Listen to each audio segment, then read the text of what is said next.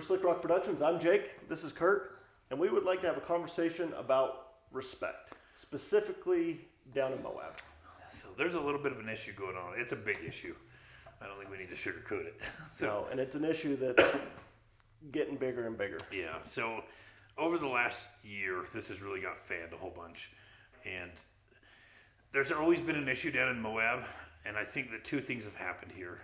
One, due to COVID this year, a whole lot of people have Gone to the outdoors. Yeah. They've been utilizing Moab a lot more. But one thing that's kind of gone on for a long time down there is there's always been a bit of a fight between the Jeepers and the UTV guys. And I understand where that stems from. We have not experienced that ourselves. Fact is, we broke the golden rule of rules. One of our buddies got married down there, and we were kind of down in the area. And during the Jeep Safari, we decided to go down and take our UTVs. Which kind of has an unwritten rule that UTVs stay out during Jeep Safari and Jeeps stay out during Rally. Right. And we were a little concerned about it going in, but let's be fair. We got welcomed with open arms down there. We really did. We guided a whole bunch of Jeeps. We met a lot of Jeep guys. I come from that world. I know how it is because I remember when I was a Jeeper, the UTV guys used to annoy me too. And a lot of it's just kind of a respect issue. And it's like, as UTVs have grown in popularity, they've kind of taken over Moab to a pretty heavy degree down there. But that argument went on for a long time, and it's always kind of been, and I don't know why, but like I said, we haven't really encountered a whole lot of that down there, but maybe it's because we're not D-bags to them. I don't know. But we've all met the UTV guys. We've all seen them. You're coming around a blind corner and some jackass is drifting and can't see you, and you guys end up swerving off the road, or you get in a collision. Right. Or how many times have we been sitting at a restaurant, enjoying the atmosphere, having a good meal, and here comes several UTVs racing down Main Street, mashing the throttle between green lights, bumping their stereos, you know? Yeah, whips going, freaking underglow going. It's like you're sitting at a restaurant and you got 15 machines flying through or drifting around corners. There's crosswalks. Yeah. There's people utilizing the town. They're utilizing the shops in there. And it's like, I understand where the frustration is coming from. But this is resolvable. And so to start that conversation, let's start here. There are some Utah groups, some pages here that do a really good job about keeping their thumb on the pulse about, the legislation that goes on and protecting us as a whole. And we are very thankful for that. There is a need for that. But the way that we fix this is hopefully not by legislation, and hopefully by not letting legislation pass that starts restricting the ability we have to utilize Moab. Right. Because when it starts going down that path, nobody's going to win. No, we're all going to lose it when it comes down to this. Yep. But this is a fixable problem. And when we watch these pages and there's some information going out there, the common theme here is, well, let's just boycott the town. Right. If they don't like us, let's stop the revenue. Right. And it's like basically what we're doing at that point is doing the same gosh damn thing that they are doing. Exactly. And so it's like you've got a very small percentage of people who are disrespectful and not following the rules, and therefore everybody's judging the UTV community. Right. And then in the same turn, we're like, oh, let's boycott them all. Okay, well, we're doing the same thing. So what we're doing is there's innocent businesses down there, and there's people who need the revenue to come in, and we're going to boycott everybody over a few bad people who are voicing their opinion about something that's probably a little bit on the legitimate side. So take Hell's Revenge, for example. Right? Hell's Revenge is probably the most iconic trail down there, and not just for day riding, but it's phenomenal night riding. Right. And to get to Hell's Revenge, you have to go through about a mile of residential area. To be able to get to the trailhead. Right. And I know that they've tried to lower the speed limits to try and slow things down. Right. But it's like, put yourself in perspective of the people who live there. And it's like, there's people who live in there that make a living off the UTV community as well. And it's like, how annoying would it be if there are schools in there, you have kids, and all night long and all day long you have UTVs buzzing up and down the road. Right. I mean, there has to be a tolerance level, I understand, but on the other side of that, there's a safety issue, there's a respect issue that comes along with this, and this is really where this problem is stemming from. The chief of police reached out to us some time ago to try to get involved in this about some public awareness, and this is really where it starts. It's like throttle down when you're in town. That saying has been around for a while. Yeah. Our buddy Cowboy down there has been preaching this for the longest time. Don't ruffle the feathers. It's like when you're on Main Street down there, don't drift around a corner.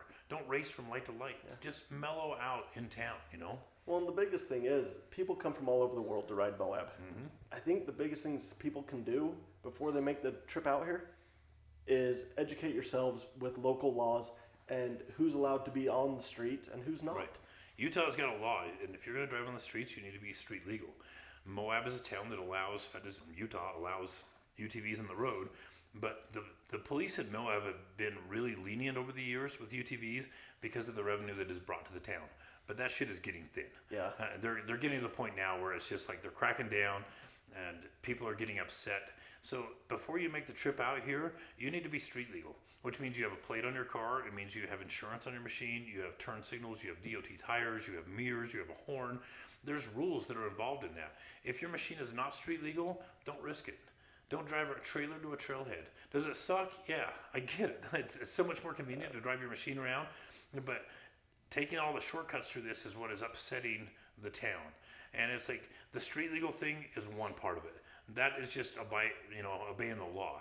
The respect thing is really what this is coming down to, though. And it's like, for God's sakes, please slow down when you're in town. If you got a really loud exhaust, we all don't need to hear it. You know, it's like we go out and we use Moab to ride the trails, to rock crawl for the breathtaking scenery that's down there. It's a gorgeous place. We all want to be able to use that. And then you have the other divide that's going on. And this is the oddest divide of all time. But this is the place where the segregation thing really pisses me off. And it's like, I don't want to keep hearing liberal bullshit. I don't want to keep hearing the word tree hugger. And it's like, I don't care how other people enjoy the outdoors, and they shouldn't care how you enjoy it. If you're down there and, there's pedal bikers, there's hikers, there's mountain bikers, there's, motorcyclers, there's jeepers. I mean, there's just dry campers down there. There's a whole bunch of people who come to this town that want to utilize the scenery down there and the national parks. Who cares how they're enjoying it? Exactly. And just because they don't like what you do or you don't like what they do is not relevant to anything. I don't ride a pedal bike. It's because I would die. let's be real. It's like, I drink Mountain Dew and I ride a machine. And we wouldn't make it out there. There's been so many times we've come across pedal bikers. There was a guy down there that we bumped into on Rusty Nail that was bleeding. Yeah. He's sitting in the shade. Lots of blood. He's bleeding. I thought he was bleeding out. And we pulled up to see if he was okay.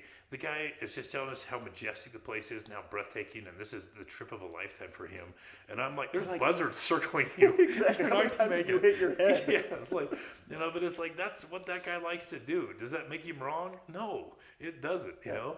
So what can we do? Why we're on the trails with all these other people? When you come across bikers, I mean, look, how many times have we been on the trails because they intersect each other, and it's like these guys are huffing and puffing, and they're sweating, and it's like, to me, like I said, it's just crazy. I want to sit in a comfortable chair and push a gas pedal, but I'm lazy, But it's like, do we need to drive by them at 30 miles an hour and dust them while they're breathing heavy? Do we need to flip rocks all over them, or can we pull over, slow down, and stop, and let them go by and wave to them and just be cool and be respectful? Exactly, and if they give you that opportunity to pass them, slow down, pass them. No need to put them in a dust cloud behind you. No, it's like they're breathing hard and they're dying. It's like it's like we just need to be cool. How many times have we been, we've come up on a group of Jeeps and they know that we're moving at a faster pace than they are. Right. And they pull over and they wave to us and we wave to them when we go by. It's just being respectful. Exactly. You don't go just cruising by. You don't flip rocks. You just... You come into blind corners, slow down. Don't drive like Mario and try to around corners, Just be cool. Garbage. You take garbage out, take it back in with you. It is annoying when you're down there and there's beer cans all over the place, so there's garbage on the ground. You don't just do your part, and whatever you take in, take it back out with you. Right. If you want to level it up 5%, which we'd all really appreciate, you see something, pick it up. I'm even going to argue maybe 5.5. Maybe you hit that 6 mark. It's like this isn't a whole bunch of effort on all of our part, but once again, the whole UTV community is being judged over the actions of a few. This is the problem. And so it's all of our responsibility to just bring our manners up a little bit. Just everybody level up just a little bit. Slow down when you're in town. Be respectful of the laws. Be respectful of the people there. And let's all enjoy Moab for what it's for. If we go down this road where they start writing legislation to start keeping UTVs out, that's going to transfer over to the Jeep world. And it's going to be a spot where the off-road community isn't going to be as welcome in Moab anymore. And they're going to put rules in place that make it a lot harder for us to enjoy Right. And none of us want to see that happen. No. So on behalf of Slick Rock and every human being out there who likes to enjoy the off-road, please, let's all exercise a few manners. Let's quit pigeonholing people, and let's just all do our part by everybody coming up just a little bit, and we'll catch you on the next video.